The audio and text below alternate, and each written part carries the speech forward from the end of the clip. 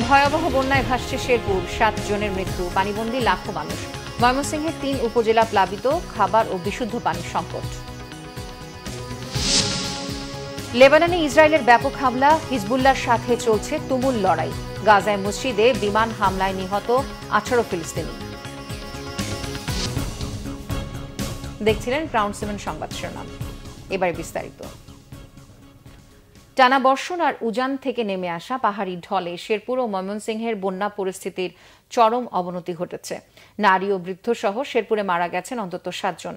শ্রীবর্দী, ঝিনাইগাতি ও নলিতাবাড়ী উপজেলার 7টি ইউনিয়নে পানিবন্দী হয়েছে লাখো মানুষ। ডুবেছে সড়ক ও ফসলি জমি। সেনাবাহিনীর পাশাপাশি উদ্ধার তৎপরতা অব্যাহত রেখেছে পুলিশ ও স্বেচ্ছাসেবীরা। নলিতাবাড়ী উপজেলায় 23,200 হেক্টর জমিতে আমন আবাদ হয়েছে।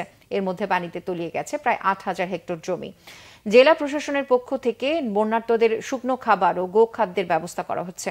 এদিকে ময়মনসিংহের ধোবাউড়া উপজেলার দক্ষিণ মাইচপাড়া, গামারিতলা, ঘেঁষাগাঁও, পোড়াকান্দুলিয়া ইউনিয়নের অন্তত 20টি গ্রাম প্লাবিত হচ্ছে।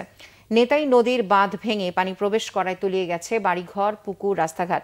দেখা দিয়েছে খাবার ও বিশুদ্ধ পানির সংকট। বৈষম্য বিরোধী ছাত্র জনতা আন্দোলনের বীর শহীদ আবু সাঈদের নাম এখন সবার মুখে মুখে, অথচ তাকে হত্যার সব আসামি ধরা পড়েনি এখনো। চাকুরিতে বহাল থেকে খুনিরা এখনো আছে দিব্যি। আইন বিশেষজ্ঞরা বলছেন, বিশ্বকে নাড়া দেয়া এই হত্যার ন্যায় বিচার করতে হবে অন্তর্বর্তী সরকারকেই। আবু সাঈদ হত্যা মামলা নিয়ে রংপুর থেকে জুয়েল আহমেদের 3 পর্বের রিপোর্টের আজ থাকছে প্রথম পর্ব। মধ্য আশ্বিনের সূর্যটা মাথার উপর তেজদীপ্ত আলো ছড়ালেও আবু সাঈদহীন বাড়িটা যেন ফাঁকা। উঠানে বসে মোবাইল ফোনে বাবা খুঁজছেন ছেলে হারানোর খবর। স্বৈরাচারী শেখ হাসিনা সরকারের পতনের সময় পেরিয়েছে 2 মাস। আবু সাঈদ হত্যা মামলার সময় গড়িয়েছে 1 মাস। কিন্তু এখনো ধরাছোঁয়ার বাইরে 15 আসামি। বন্দুকের নলে তরুণ সাঈদের তাজা প্রাণ কেড়ে নেয়া হাসিনার অনুসারীরা চাকরিতে এখনো বহাল। এতে হতভম্ব বৃদ্ধ বাবা মা। এখন পর্যন্ত কোনো কিছু বুঝতে পারলাম না যে বিচার হবে কি না। এখন তো কোনো আশাই নাই বিচার। কষ্ট কেমন লাগে? যাই দোষী, প্রকৃত দোষী, তাদের আমরা কঠোর বিচার চাই, যেন ফাঁসি হয়। শেষ কথা বলি গেছে আমার বাবা, চাকরির কথা কয়া বাইকতে বিদায় হয়ে গেছে। আমার ছেলের হত্যার বিচার চাই। আমার ছেলে হাসিনা মারি ফেলা লিখে। ভাই ছাড়া ছন্দহীন জীবন যেন বোন সুমি আর ভাই রমজান আলীর। অশ্রু সজল চোখে কষ্টের আর্তনাদ। শঙ্কা, বিচার হবে তো? ভাই মারা গেছে কতদিন হয়, তারপরে আমরা সঠিক বিচারটা পাইতেছি না, বা আসামিদেরকে ধরা হইতেছে না। আমরা শুনতে পাইতেছি না যে তাদেরকে ধরা হইতেছে। সঠিকভাবে তদন্ত করতেছে কি না করতেছে। আমরা চাই সঠিকভাবে তদন্ত করে তাদেরকে বিচারের আওতায় এনে সঠিক শাস্তি দেওয়া হোক। আসামি যতদিন না ধরবে ততদিন আমরাও আতঙ্কের ভিতরে আছি। আজকে 1 মাস অতিবাহিত হয়ে গেল, কিন্তু এই বিচারের অগ্রগতি কারো কাছে আমি পাইলাম না। আইন বিশেষজ্ঞরা বলছেন, তারুণ্যের যুদ্ধে শত শহীদের রক্তে গড়া বাংলাদেশে আবু সাঈদ হত্যার বিচার নিশ্চিত করতে হবে।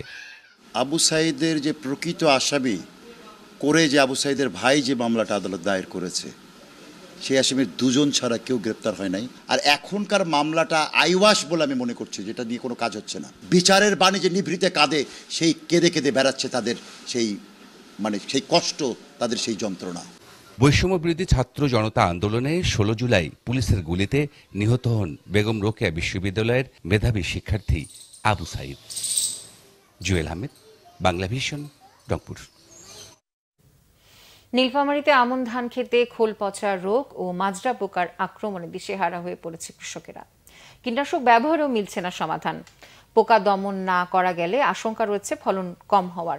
এতে আতঙ্কিত অনেক কৃষক। নীলফামারী থেকে প্রতিনিধি নূর আলম সিদ্দিকীর পাঠানো তথ্য ছবিতে ডেস্ক রিপোর্ট। নীলফামারীর 6 উপজেলায় কৃষকদের মাথা ব্যথার কারণ হয়ে দাঁড়িয়েছে ধান খেতে মাজরা পোকা ও খোল পচা রোগের আক্রমণ। এতে হলুদ বর্ণ ধারণ করে মারা যাচ্ছে ধান গাছ। অতিরিক্ত গরম ও বৃষ্টি কম হওয়ার কারণে পোকার উপদ্রব বাড়ছে বলে ধারণা কৃষকের। বিপর্যয়ের আশঙ্কা ভালো ফলন নিয়ে। ওষুধ দিয়েছি, পচন, মাজরা, ফুতি, এগুলো থাকলে তো ধানের আবার ক্ষতি হবে। পচন প্লাস মাজরা দুটাই ধরছে। এদিকে পোকার আক্রমণ আর কীটনাশকের চড়া দাম নিয়ে দুশ্চিন্তায় কৃষকরা।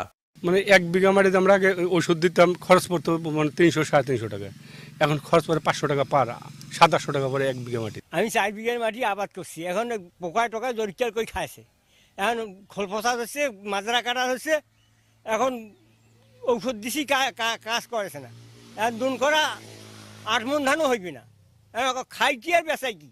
সঠিক পরিচর্যার মাধ্যমে মাজরা পোকার আক্রমণ রোধ করা সম্ভব বলে মনে করেন কৃষি কর্মকর্তা।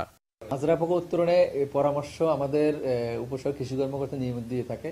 আসলে মাজরা পোকা 100টা গাছের মধ্যে যদি 5টা গাছে ক্ষতি না হয়, এটা আসলে আমরা স্প্রে করার পরামর্শ দেই না, কারণ একটা ওষুধের যে বাজার মূল্য তার চেয়ে যে পরিমাণ ক্ষতি হয় সেটা হচ্ছে অনেক কম। এবছর নীলফামারীতে আমন ধানের চাষ হয়েছে 1,13,217 হেক্টর জমিতে, যার উৎপাদন লক্ষ্যমাত্রা ধরা হয়েছে 3,59,081 metric ton. Bangla Vision News Desk. আন্তর্জাতিক প্রসঙ্গ। লেবাননের রাজধানী বৈরুতের দক্ষিণের শহরতলিতে ব্যাপক হামলা অব্যাহত রেখেছে ইসরায়েলি বাহিনী। হিজবুল্লাহ গোষ্ঠীর সাথে চলছে তুমুল লড়াই। এদিকে ইসরায়েলি বিমান হামলার পর হিজবুল্লাহর সম্ভাব্য উত্তরসূরি হাশেম শফিউদ্দিনের সাথে সংগঠনটির যোগাযোগ বিচ্ছিন্ন আছে। সময় গড়ানোর সাথে সাথে লেবাননে হামলা বাড়িয়েছে ইসরায়েল বাহিনী। নতুন করে বিমান হামলায় বৈরুতের দক্ষিণের শহরতলিতে ব্যাপক বিস্ফোরণ ঘটেছে। আতঙ্কে শহর ছাড়ছে সাধারণ বাসিন্দারা। হিজবুল্লাহ যোদ্ধারা প্রতিরোধ গড়ে তুলেছে। গোষ্ঠীটির দাবি, এখন পর্যন্ত তাদের হামলায় ইসরায়েলের 25 সেনা নিহত হয়েছে। এদিকে গাজা এবং পশ্চিম তীরে হামলা অব্যাহত রেখেছে নেতানিয়াহু বাহিনী। গাজার দেইর আল বালাহ শহরের একটি মসজিদে বোমা হামলায় 18 ফিলিস্তিনিকে হত্যা করেছে তারা। উত্তরাঞ্চলের বিমান হামলায় আরও 11 ফিলিস্তিনিকে হত্যা করেছে দখলদাররা। গাজায় যুদ্ধবিরতির আহ্বানে যুক্তরাষ্ট্র, দক্ষিণ আফ্রিকা সহ বিশ্বের বিভিন্ন দেশ আবারও জোরালো হয়েছে আন্দোলন। রাস্তায় নেমে বিক্ষোভ করছে হাজারো ফিলিস্তিন সমর্থক। গাজায় বন্দী ইসরায়েলি জিম্মিদের নিঃশর্ত মুক্তি দেওয়ার আহ্বান জানিয়েছেন জাতিসংঘ মহাসচিব অ্যান্টনিও গুতেরেস। গাজা, লেবানন এবং মধ্যপ্রাচ্য ইস্যুতে ফ্রান্স, সৌদি আরব এবং কাতার নেতাদের সাথে কথা বলেছেন যুক্তরাষ্ট্রের পররাষ্ট্রমন্ত্রী অ্যান্টনি ব্লিনকেন। এই ছিল এখনকার মতো।